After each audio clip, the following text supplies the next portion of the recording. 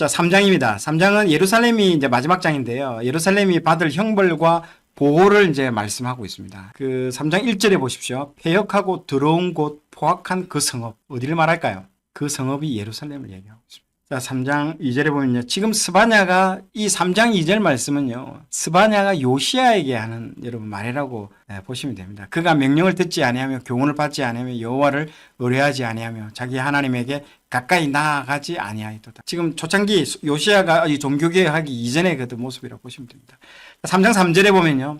이 방백들, 그 가운데 방백들이라는 것은 고위 공무원들을 얘기합니다. 그 가운데 방백들은 부르짖는 사자요. 그의 재판장, 이 재판을 하는데 뇌물에 눈이 어두워가지고 판결을 굳게 하는 자들이에요. 이튿날까지 남겨두는 것이 없는 저녁 일이요. 그의 선지자, 자기 이익을 위해서 말하는 자들입니다. 이게 선지자면 하나님의 말씀을 가지고 얘기를 해야 되는데 자기 유익이 되고 자기에게 이익이 되는 그런 말들을 하고요. 경솔하고 간사한 사람들이요. 그의 제사장, 성소를 더럽히고 율법을 막 범하는 그런 사람들은 성소를 더럽히고 그렇게 얘기를 지금 하고 있습니다. 자, 스바냐는요, 사회와 종교 지도자들을 신랄하게 지금 비판하고 있습니다. 사회의 정의가 땅에 떨어져 버린 거죠, 지금 상황이. 백성들을 올바로 이끌어야 할 그 지도자들을 오히려 그런 지도자들이 오히려 백성들을 뜯어먹고 살육하는 맹수로 비유하고 있습니다. 아무리 세상이 타락하고 부패해도요, 하나님의 말씀의 원리와 정신에 입각해서 이것을 바로 잡아주고 책망하고 권면해야 될 그 종교 지도자들이 오히려 돈 있는 사람들과 뭐예요? 딱 결탁해가지고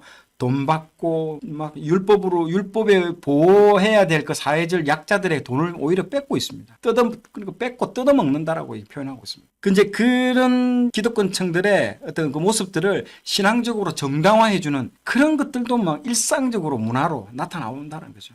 그 당시 사회가 어땠는지가 알 수 있습니다. 왜 고려가 망하고 조선이 탄생했겠습니까? 고려 말이 지금 이런 정도 썩었다는 거예요. 그러니까 나라가 뒤집혀 버리는 거죠. 그런 것처럼 이스라엘도 멸망 직전에 지금 이런 일이 계속 일어나고 있습니다. 지금 사회 지도층들의 부패와 패망이. 그런데 그게 마지막에 어디가 신호가 주느냐? 사법부가 마지막입니다. 사법부가 무너지는 순간 끝이 왔다는 거죠. 그래서 프랑스 대혁명도 어떻게 무너집니까? 그렇게 아까 장발장이 그 18년 빵 하나 훔친 거 가지고 18년 언도 받으면서 다 뒤집어져 버린 거죠. 그러니까 그 사인이 있다는 거죠. 조심해야 됩니다. 마지막 무너지는 곳이 사법 체계가 무너져요. 억울한 사람이 생기고.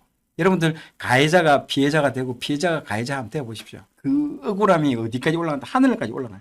하나님 그거 다 들으신다. 그래서 재판이 엄청나게 중요합니다. 그래서 솔로몬이 뭘 달라고 하십니까? 나중에 지혜를 달라고 하는데 그 지혜를 왜 달라고 할까요? 재판 잘하려고 지혜 달라는 거예요. 그러니까 하나님 그걸 보고 굉장히 기뻐했다는 거예요. 그래서 부귀영화까지 주잖아요. 지혜와 부귀영화까지 같이 줘버려요. 그만큼 이 재판에 대해서 하나님이, 그래서 우리 인생의 마지막은 우리가 누구 앞에 섭니까? 재판장 대신 우리의 모든 걸 아시고 재판장 대신 하나님 앞에 우리가 서게 되는 거예요. 마지막 심판. 이 스바냐가 그 얘기를 하는 거예요. 방백들은요, 먹이를 찾아다니면서 부르짖는 사자와 같다라고 이게 지금 적혀져 있지 않습니까? 그리고 이 정의를 실천해야 될 이 재판장들은 밤에 이리로 둔갑해가지고 대낮에 해야 할 그 재판들을 뇌물과 비리를 통해서 밤중에 결론을 내리는 자라고 적혀져 있습니다. 한 이런 처리를 얼마나 이렇게 깔끔하게 하는지 이튿날 아침까지 남겨두는 것이 없이 막 범죄의 프로페셔널들입니다. 아까 얘기했죠. 마지막 이 사법부 타락이 마지막 보루입니다. 이 사법부가.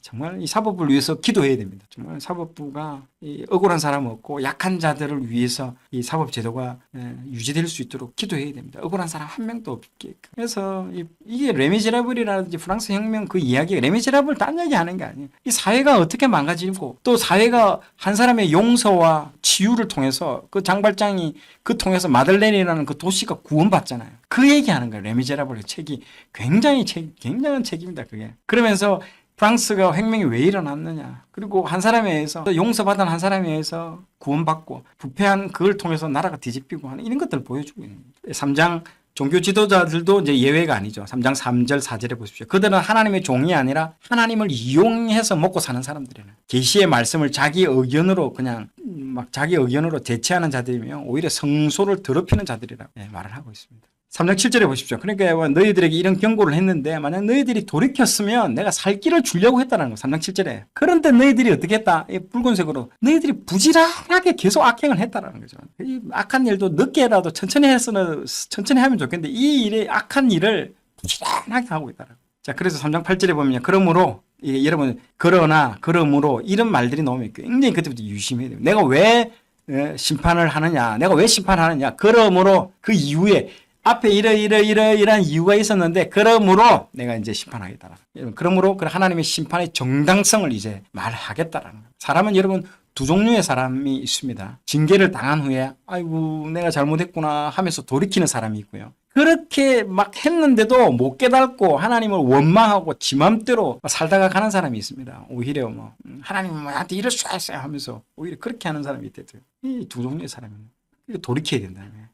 지금 우리 삶 가운데 하나님께서 징계를 이렇게 징계 후에 징계받은 사람이 있을 수가 있거든요. 하나님이 징계하고 하나님께서 또 심판을 통해서 그 심판의 목적이 우리 영혼이 죽이려고 하는 게 아니래도요. 그걸 통해서 회개하기를 원하시는 거예요. 그리고 돌이키어서 회복시켜 주시려고 지금 하나님이 그렇게 하신다는 거죠. 제 삶 가운데도 그랬거든요. 하나님이 엄청난 불시험 가운데 나를 넣었는데 그 이후에 회복시키고 그 회복시키니까 얼마나 빠른 시간 내에 드라마틱하게 회복시켜 주시는지요. 그게 이탈하는 거죠. 이렇게 징계 후에 돌아오는 사람이 있다면 하나님께서 남은 자로 들어갈 수 있다라는 말이 이 3장 9절에 회복의 메시지를 준다는 거죠. 여러 백성의 입술을 깨끗하게 한다. 이게 뭐라고요? 회개한다는 거죠. 백성의 입술을 깨끗하게 한다. 내가 회개의 입술로 회개한다는 게 말입니다. 자, 3장 11절에요. 그날에 내가 내게 범죄한 모든 행위로 말미암아 수치를 당하지 아니할 것은 그때에 내가 내 가운데서 교만하여 자랑하는 자들을 제거하여 내가 나의 성산에서 다시는 교만하지 않게 할 것입니다. 이게 뭡니까? 우리 안에 찌끄기를 하나님 다 제거하시겠다.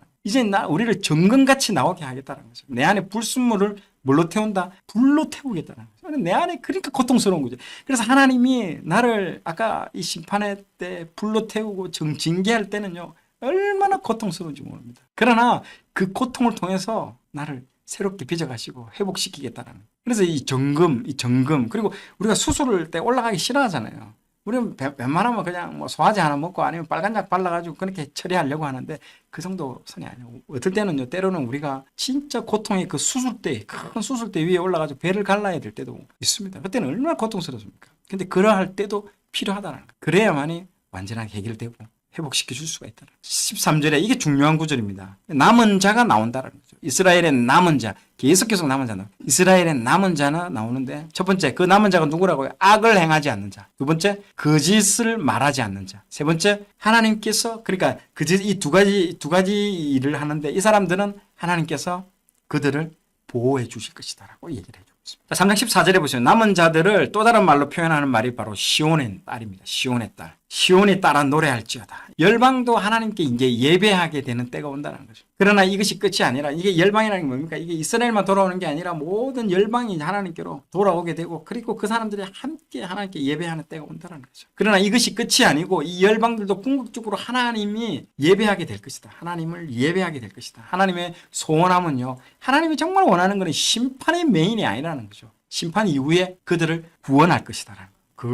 그걸 원하신다는 거죠. 일단 심판으로 정리가 된 이후에는요, 이제 하나님께서 열방과 유다 백성들을 구원하고 모든 명예를 회복시켜 주실 것이다. 그러므로 끝까지 신앙 지키고 타협하지 않는 신실한 자가 될 것을 격려하고 있습니다. 여기 구절에서. 그래서 여호와의 날이 지나고 나면 그들은 보호받을 것이고 구원의 기쁨의 노래를 할 것이다라고 되어 있습니다. 그래서 그 3장 14절에 그렇게 말씀을 하고 계십니다. 자, 3장 15절에 내 형벌을 제거했다. 이게 얘기합니다. 그래서 포로에서 이제 돌아온다는 거죠. 바벨론 포로로 끌려간 것을 얘기합니다. 이 형벌이라는 것이 이제 너희들이 심판받고 바벨론 포로로 끌려가야 된다. 끌려가는 걸 얘기하는 겁니다. 수술대 위에 수술을 한 거죠. 그래서 1차, 2차, 3차로 포로로 끌려가서 그곳에서 그 바벨론 땅에서 변화가 일어나는 거예요. 그 변화가 일어나는 게 무책이 뭡니까? 그게 에스겔서, 누굽니까? 다니엘서, 이 얘기를 하는 거예요. 그곳에서 어떤 변화들이 일어나고 있는지 그 책들이 그겁니다. 이런 자들에게 하나님께서 17절의 말씀을 하고 있습니다. 이런 자들이 이제 앞으로 이래 변화된 사람들이 앞으로 17절 너의 하나님 여호와가 너의 가운데 계시니 그는 구원을 베푸실 전능자이시니라. 그가 너로 말미암아 기쁨을 이기지 못하시며 너를 잠잠히 사랑하시며 너로 말미암아 즐거이 부르며 기뻐하시리라 하리라. 스바냐 3장 17절 찬양으로 유명한 곡이잖아요. 여기서 너라는 게 뭘까요? 너라고 되어 있는. 이게 남은 자를 얘기합니다. 인류의 모든 자를 얘기하는 게 아니고 여기서 말하는 너가 바로 남은 자를 얘기합니다. 남은 자. 이 모든 끝나고 난 뒤에 이 시간제를 잘 보셔야 됩니다. 이 말씀은 이스라엘 모든 자에게 하시는 말씀이 아니라 심판 이후에 남은 자들에게 하나님께서 말씀하고 있습니다. 자, 잠잠히 사랑한다는 말씀은요, 원어로 풀이해 보면요, 말이 필요 없는 사랑을 얘기하고 있습니다. 눈빛만 봐도 아는 사이. 우리가 서로 눈빛만 봐도 아는 사이를 지금 말하고 있습니다. 그래서 이것을 이기는 자들, 견디는 자들은 20절을 말씀하고 계십니다. 자, 내가 그때에 너희를 이끌고 그때에 너희를 모을지라. 내가 너희 목전에서 너희의 사로잡힘을 돌이킬 때에 너희에게 천하 만민 가운데서 명성과 칭찬을 얻게 하리라. 여호와의 말이니라. 아멘. 자, 여러분, 이게 이 구절에서 따온 찬양도 있지 않습니까? 잘 보십시오. 그러니까 이 스바냐에는요, 엄청난 많은 찬양 가사들이 여기서 나와져 있습니다. 기뻐하며 승리의 노래 부르리 할 때, 그때 이 찬양 가사에 칭찬과 명성 얻게 하시네 할 때 이 구절이 이 구절에서 나온 겁니다. 3장 20절 구절에서.